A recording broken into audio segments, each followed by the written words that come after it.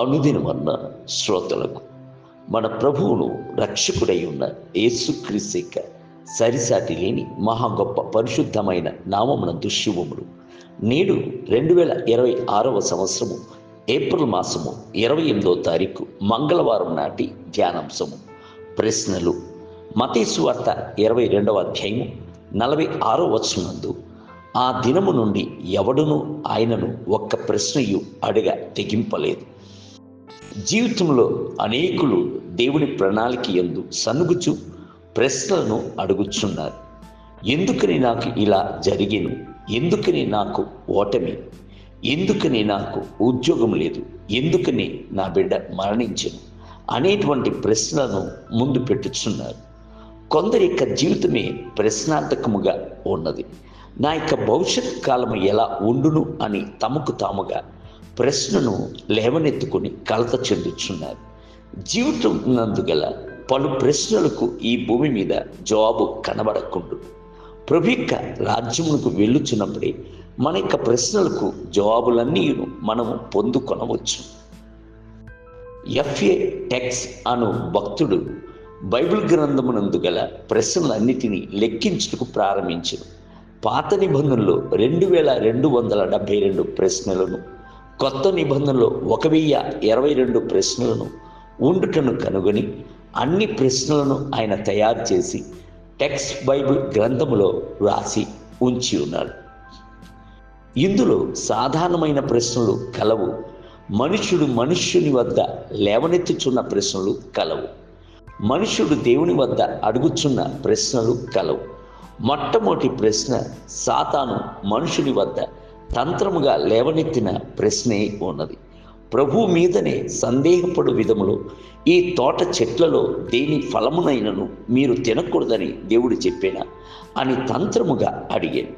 నేడు అనేక మంది శోధించినట్లుగా ప్రశ్నలతో వచ్చుచున్నారు. మనము జాగ్రత్తగా ఉండకున్నట్లయితే అట్టి ప్రశ్నలు మనలను శోధనకు గురి చేసి చివరకు త్రోవ తప్పి పోవున్నట్లుగా చేయు.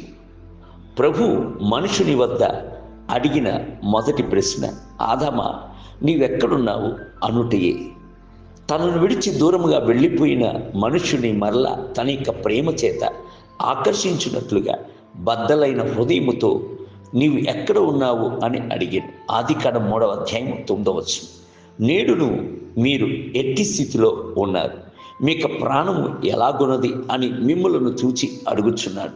అట్టి ప్రశ్నయే మిమ్ములను దేవుని జతపరిచేటువంటి ప్రశ్నగా ఉండవలెను. ఆదియందు ఉన్న ప్రేమకు తిరిగి వచ్చుటకు తీర్మానించుడి. మనుష్యుడు ప్రభువును చూచి లేవనెత్తుచున్న మొదటి ప్రశ్న ఏమిటి? నా యొక్క సహోదరునికి నేను కావలివాడనా?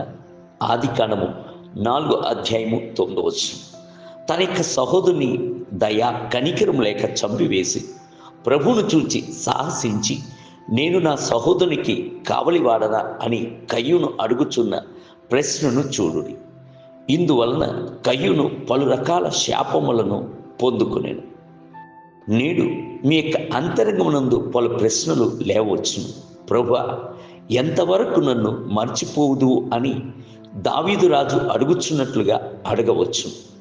కొన్ని సమయముల యందు మనము చిన్నపిల్లవలే హక్కుతో పరమతండ్రి వద్ద ప్రశ్నను అడుగుచున్నాము. అయితే సనుగు కొనకూడదు. దేవుని బిడ్డలారా, నిశ్చయముగాని మీ యొక్క ప్రశ్నలకు జవాబు కలదు. నేటి ధ్యానమునకే నేను అతనికి ఉత్తరం ఇచ్చేదను, శ్రమలో నేను అతనికి తోడై ఉందును, అతన్ని విడిపించి అతని గొప్ప చేసేను. 91 కీర్తన 15వ వచనం. నేటి వేద పఠనము ఉదయము 1 రాజుల గ్రంథము 3, 4 మరియు 5 అధ్యాయం. సాయంత్రం లూకా సువార్త 20 అధ్యాయము 1 మొదలుకొని 26 వచనములు. ప్రభు మిమ్ములను దీవించునుగాక. ఆమేన్.